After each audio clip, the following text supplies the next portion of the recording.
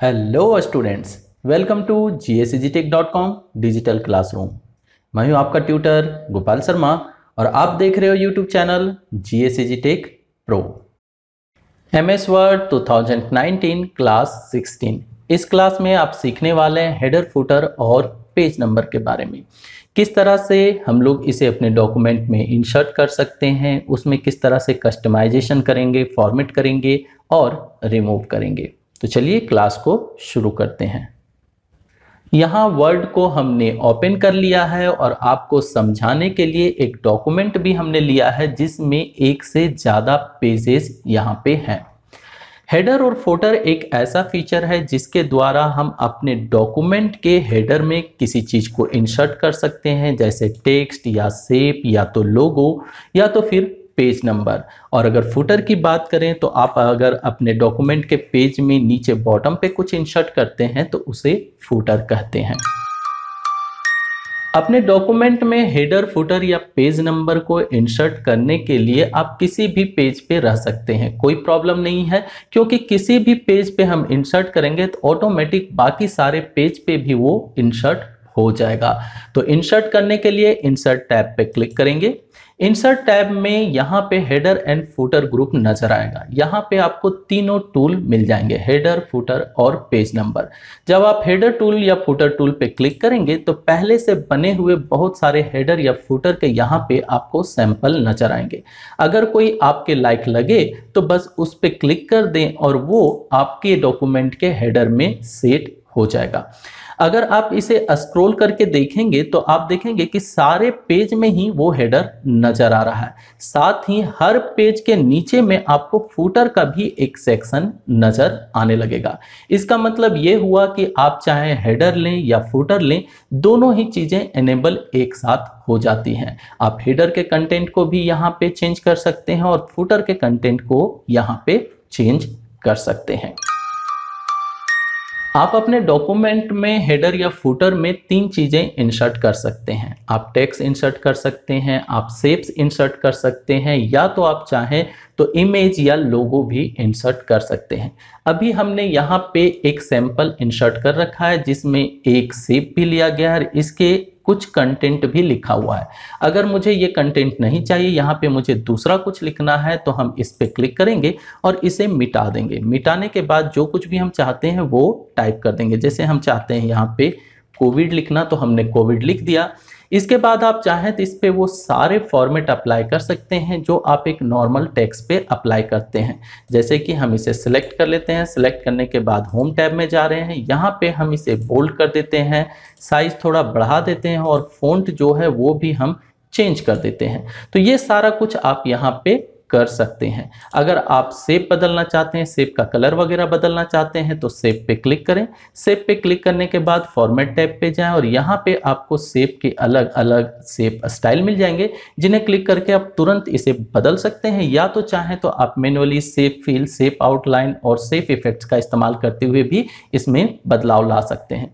Shape के संबंध में हमने प्रीवियस क्लास में सारी चीजें डिटेल से आपको बता दी थी कि शेप कैसे है, कैसे इंसर्ट किया जाता है और कैसे उसे फॉर्मेट कर सकते हैं। तो वो सारा चीज आप यहाँ पे अप्लाई कर सकते हैं। तो आपने देखा कि यहाँ पे हम लोग टेक्स्ट को भी एडिट कर लिए और हमने शेप को भी एडिट कर लिया। अब चलिए इस पे अगर मुझे अपना एक लोगो इंसर्ट करना हो या एक इमेज इंसर्ट करना हो तो कैसे करेंगे। तो इसके लिए जब आप हेडर और फुटर के एडिट मोड में हो, अब एडिट मोड का मतलब क्या है, तो जब आप पहली बार इंसर्ट करते हैं और इंसर्ट करने के बाद आप देखेंगे कि यहाँ पर हेडर और फुटर सेक्शन में एक जगह बन चुका है और यहाँ पे हेडर आपको नजर आ रहा है और इसी तरह अगर नीचे आएंगे तो फुटर नजर आ रहा है। इसका मतलब हम एडिट मोड में हैं। अगर आप एडिट मोड से बाहर निकलना चाहते हैं तो दो तरीके हैं। पहला तरीका तो ये है कि आप डिजाइन टैब पे क्लिक करें और यहाँ पे आपको एक टूल मिलेगा क्लोज हेडर एंड फुटर का, और दूसरा तरीका ये है कि आप अपने डॉक्यूमेंट में जहां पर कंटेंट है वहां पे डबल क्लिक कर दें। मतलब हेडर फुटर से बाहर कहीं भी डबल क्लिक कर दें तो हेडर फुटर जो है एडिट मोड से बाहर हो जाएगा। जैसे हम यहाँ पे डबल क्लिक कर रहे हैं और आप देखेंगे कि हेडर फुटर जो है वो थोड़ा सा वॉश आउट हो गया। वॉश आउट हो गया इसका मतलब है कि ये अभी एडिट मोड में नहीं है और हमारा डॉक्यूमेंट जो है वो फुल्ली एक्टिव नजर आ रहा है। अगर मुझे फिर से अपने हेडर फुटर को एडिट करना हो तो हम हेडर फुटर के सेक्शन में जाएंगे और यहाँ पे डबल क्लिक करेंगे। डबल क्लिक करते ही आप देखेंगे कि हेडर फुटर एक्टिव हो चुका है और डॉक्यूमेंट जो है वो वॉश आउट हो चुका है। तो यहाँ पे आप जो चाहे वो इंसर्ट कर लें। जैसे हम यहाँ पे एक इमेज इंसर्ट करना चाहते हैं तो इमेज इंसर्ट करने के लिए इमेज में जाएंगे, पिक्चर्स में जाएंगे, जिस डिवाइस पे जाएंगे और जो पिक्चर हमें इंसर्ट करनी हो वो हम क्लिक करके यहाँ पे ला सकते हैं। जैसे हम अपनी तस्वीर लाना चाहते हैं तो हमने इंसर्ट पे क्लिक किया और यहाँ पे ये तस्वीर देखिए अपेयर हो गया। अब इसे हम छोटा बड़ा कर सकते हैं, जितना रखना चाहें वो रख लें और ये सारे के सारे पेज पे नजर आएगा। जैसे हम यहाँ पे रख रहे हैं और हमने बाहर डॉक्यूमेंट पे डबल क्लिक किया और हम यहाँ से बाहर हो गए और अगर हम स्क्रॉल करें तो आप देखेंगे कि ये सभी डॉक्यूमेंट पे नजर आ रहा है। इसी तरह अगर आप पेज नंबर इंसर्ट करना चाहते हैं तो वो भी आप कर सकते हैं। पेज नंबर इंसर्ट करने के लिए हेडर फुटर में कहीं भी डबल क्लिक कीजिए या तो फिर आप इंसर्ट टैब में जाइए। इंसर्ट टैब में जाने के बाद हेडर फुटर सेक्शन में पेज नंबर वाले टूल पे क्लिक कीजिए। यहाँ पे आपको ऑप्शन मिलेंगे कि आप पेज नंबर को कहाँ इंसर्ट करना चाहते हैं, top of page, bottom of page, page margin में या जहां भी आपका कर्सर है वहीं पे आप इंसर्ट करना चाहते हैं।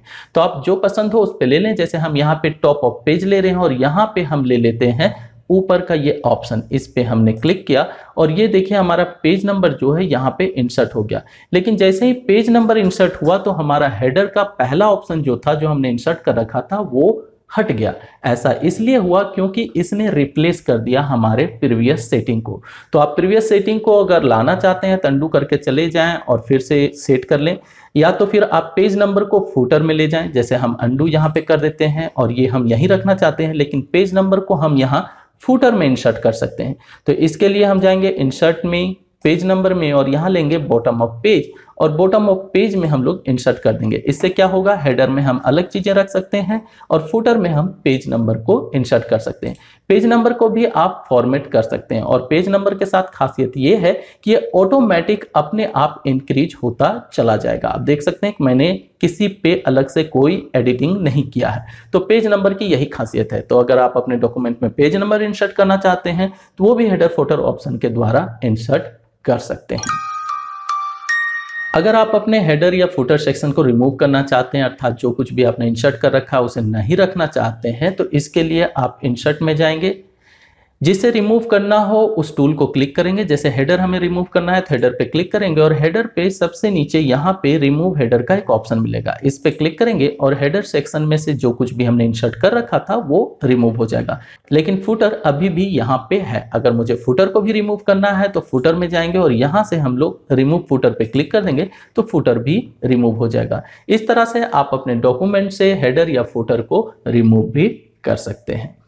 इस वीडियो क्लास में यहीं तक। आगे आने वाले वीडियो क्लास के नोटिफिकेशन के लिए चैनल को सब्सक्राइब करना ना भूलें, दोस्तों के साथ शेयर करें और वीडियो को लाइक करें। Bye, thank you.